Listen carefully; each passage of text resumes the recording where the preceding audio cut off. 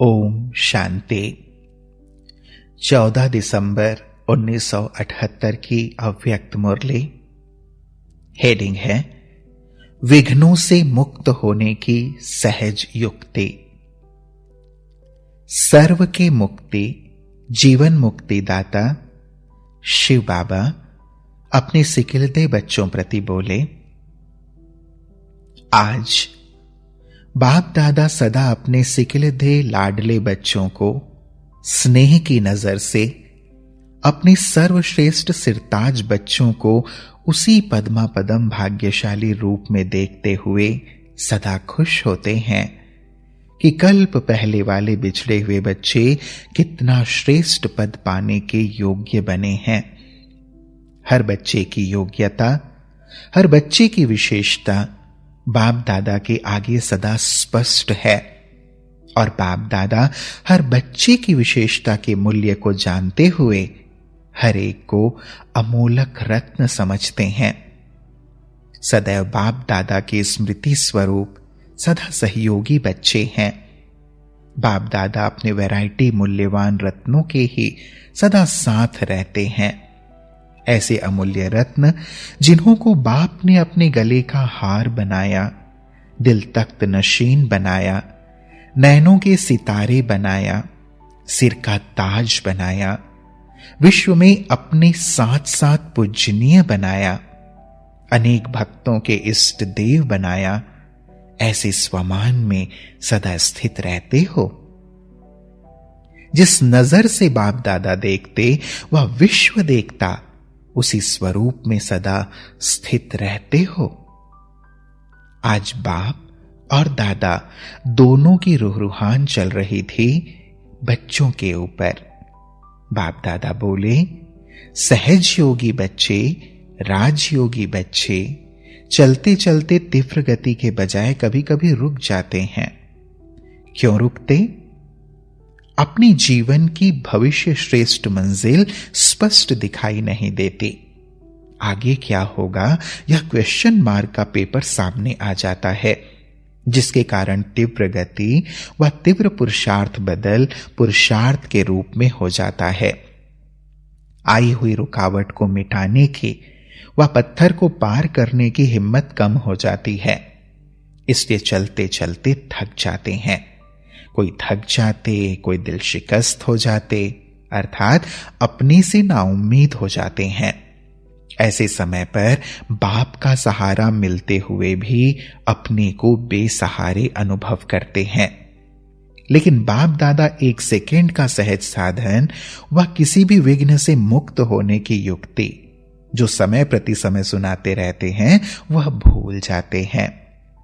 Second में स्वयं का स्वरूप अर्थात आत्मिक ज्योति स्वरूप और कर्म में निमित्त भाव का स्वरूप, यह डबल लाइट स्वरूप सेकेंड में हाई जंप दिलाने वाला है।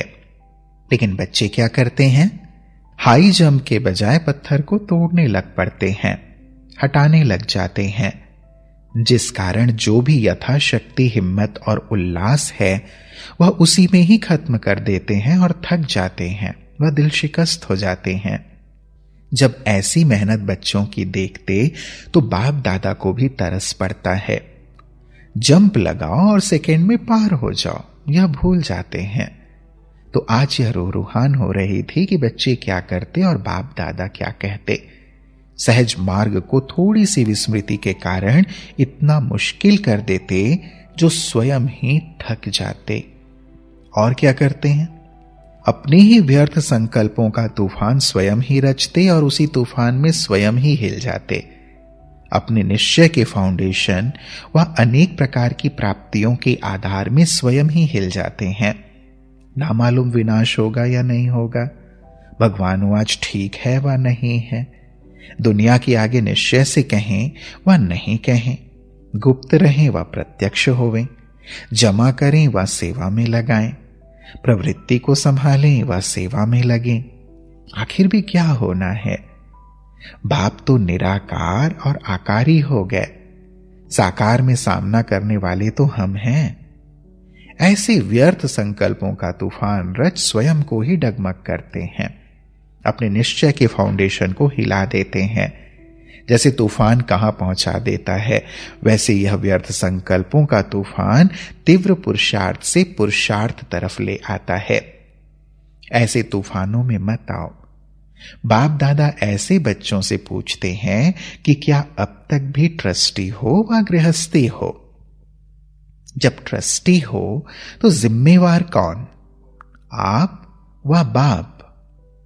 जब बाप जिम्मेवार है तो होगा व नहीं होगा, क्या होगा, यह बाप की जिम्मेवारी है व आपकी है। निश्चय बुद्धि की पहली निशानी क्या है? निश्चय बुद्धि अर्थात सदा निश्चिंत। जब बाप ने आपकी सब चिंताएं अपने ऊपर ले ली, फिर आप क्यों चिंता करते? विनाश हो ना हो व कब होगा, यह चिंता ब्राह्मण जीवन में क्यों?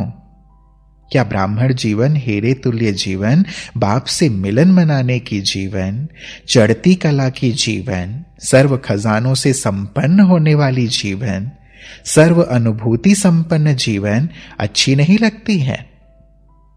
जल्दी समाप्त करना चाहते हो? कोई कष्ट व तकलीफ है क्या? भक्ति मार्ग में यही पुकारा कि यह अतीन्द्रिय सुख की जीवन के दिन 1 से चौगुने हो जाएं, और अब थक गए हो? ऐसा संकल्प करने वालों के ऊपर बाप दादा को हंसी आती है।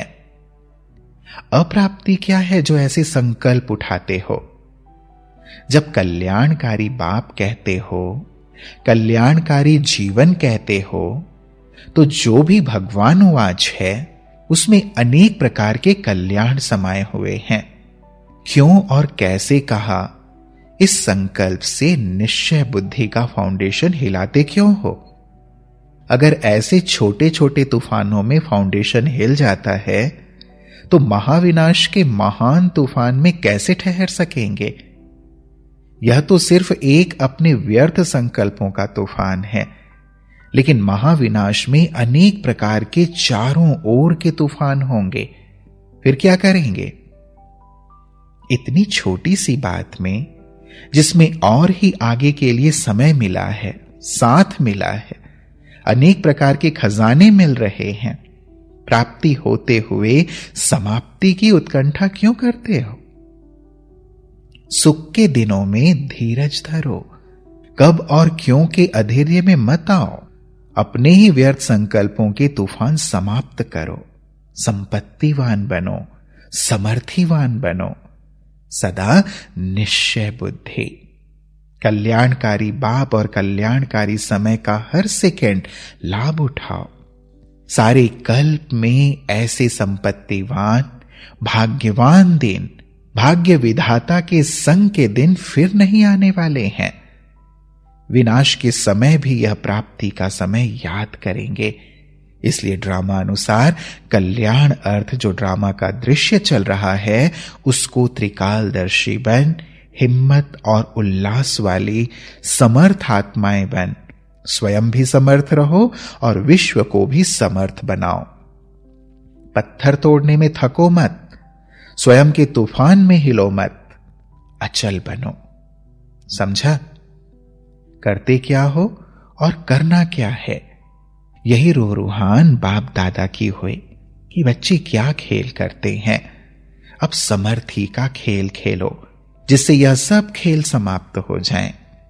दिल शिकस्त के बजाय दिल सदा खुश हो जाए। अभी ऐसे संकल्प इस महान यज्ञ में आहुति डालकर जाना, साथ नहीं लेकर जाना। सदा के लिए स्वाहा। जब स्वयं ही स्वाहा हो तो यह संकल्प कैसे आ सकते?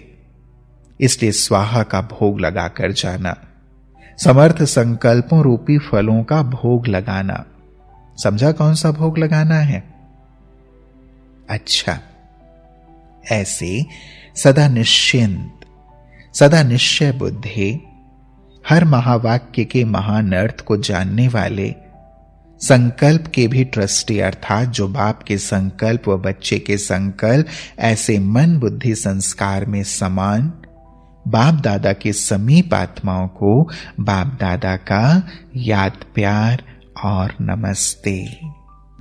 हम बच्चों का भी प्राणेश्वर बाप दादा को याद प्यार और नमस्ते नमस्ते नमस्ते।